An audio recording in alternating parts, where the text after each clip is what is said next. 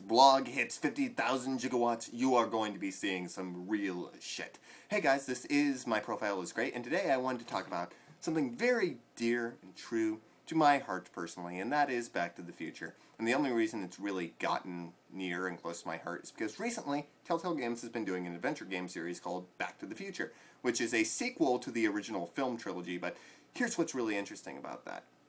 It is actually written just as well as the films, I think. After I went over to a friend's house just recently, and we did an entire marathon run of all three of the Back to the Future films put together, and now I figured it's as good of a time as any to explore something that I think is a little bit underappreciated within the geek community in general. It's something that tends to be overlooked, especially like amongst, a lot of you are like anime fans and stuff.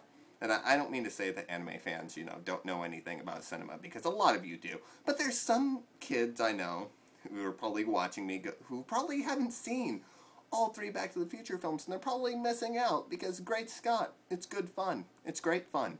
If you sit down and watch them from beginning to end, it's just like, I'm not going to say it's the greatest thing ever, because it really isn't. I'll tell you what, Back to the Future is comparable to what I would call the Pirates of the Caribbean franchise, which is, you're jumping into it, your expectations are not sky high, and they shouldn't be. It's just supposed to be a fun, time-traveling comedy with, like, you have Michael J. Fox, who's, like, sexy, and then you've got Christopher Lloyd, who's, like, even more sexy, except he's old, and the two of them together, like, play off of each other really well, and there's time traveling, and there's, like, things blowing up, and there's chases, and there's incestual romance, and it's just, like, everything you could possibly want out of something, except for maybe the incestual romance, but I know probably some of you out there are probably going to be like, yay!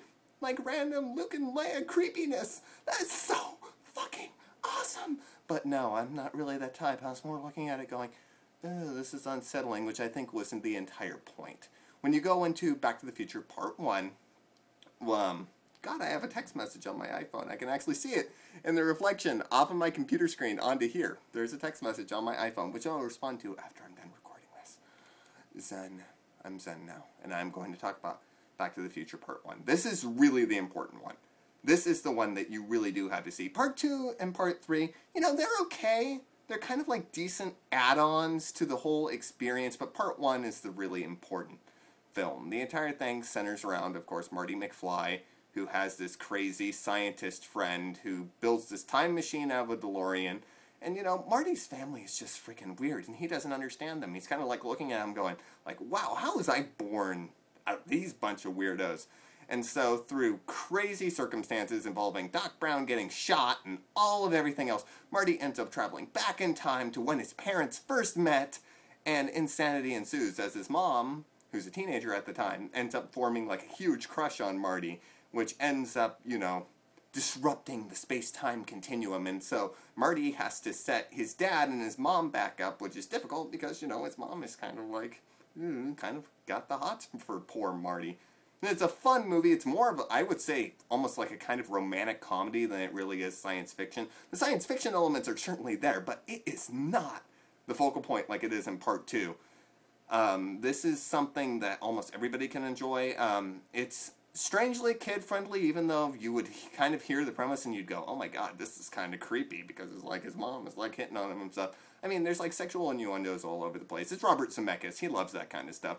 But honestly, if you're okay with your kid watching Who Framed Roger Rabbit, you'd probably be okay with them watching Back to the Future. It's really like a good introduction to like the whole time-traveling genre, because it begins really simply, and it's a premise that like everybody can understand and follow until you get to Part 2.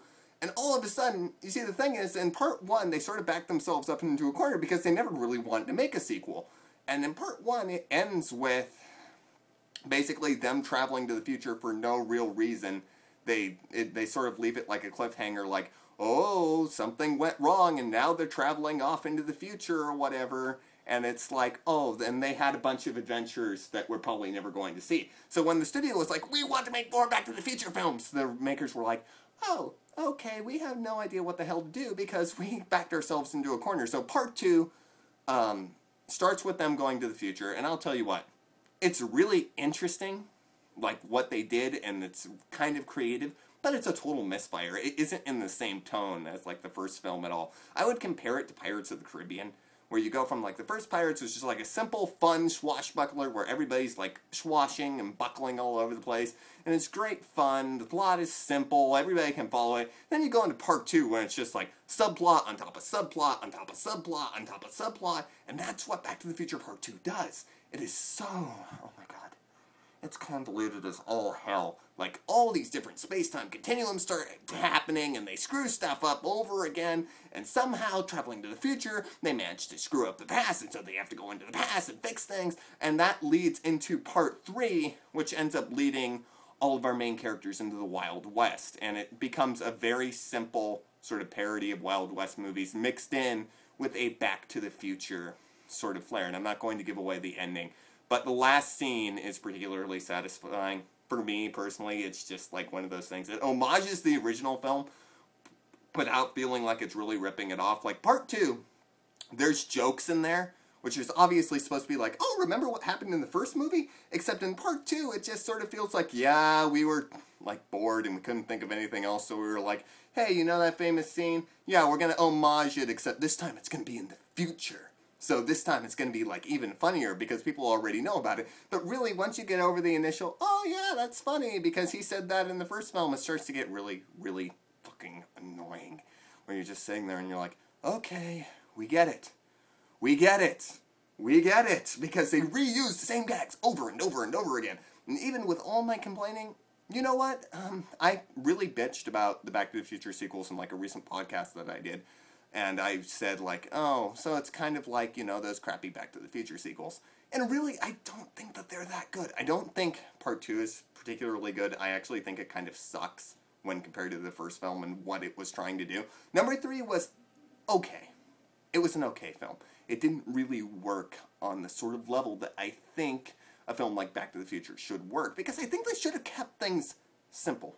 It should have been, like, straight to the point. It's a time travel story. Something goes wrong, they have to fix it. The problem with Back to the Future Part 2 and Back to the Future Part 3 is that it starts getting gimmicky because the story was already told. Back to the Future is its own self-contained thing, and it's kind of hard to do a series off of it. It isn't like Pirates where it's just like, oh yeah, we'll do another swashbuckling thing. Because there's really no excuse. There's a certain point where you're like, okay, they should just not use the time machine anymore. Like, as simple as that. Like, who cares if they travel into the future or whatever and screw something up for, like, no reason? Like, you know, the story has already been told. There isn't all that much that you can do with time travel and still make it work. They could travel to different time periods and whatever. And I think the Wild West was actually a pretty inspired choice because you're able to, like, make it a Western then. And it's a little bit different. And you can still have it be Back to the Future, but have it feel like its own thing. Having them actually travel into the future, believe it or not, just doesn't work. It's probably the most famous sequences from the film just because the art design and everything is so spectacular and the visual effects are still good up to this day.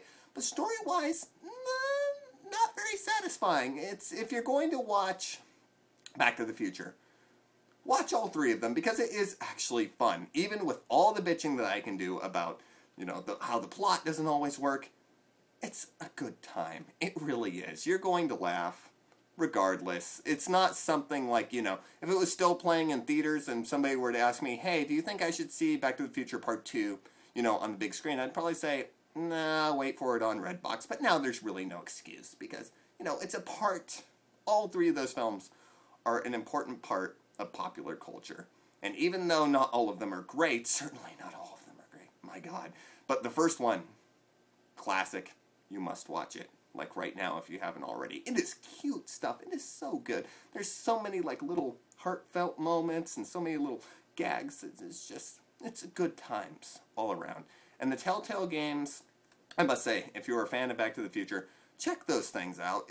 Even though the graphics are not up to par, I was even playing it going, my God, this looks like old GameCube graphics to a degree.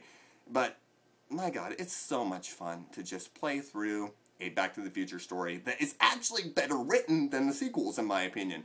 Like, it really nails the feel of, like, what made the original film so special. And sure, there's all those space-time, you know, convolutions, and the plot is all over the place, but it works better in a video game than it does in a film, because you're like, oh, awesome, something went wrong. So now I'm going to take control of Marty and find a way to fix it.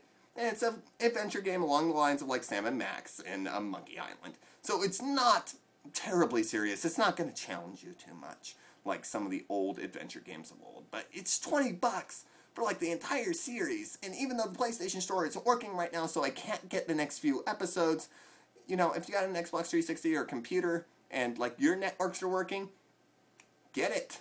Get it, especially if you're an adventure game fan and you love Telltale games. I know it's going to take a while for me to get back into the flow of doing this video blogging, and now I've got an iPhone, which is just like easier to use. I just like propped it up like right over there, and it's so cute. I love my iPhone.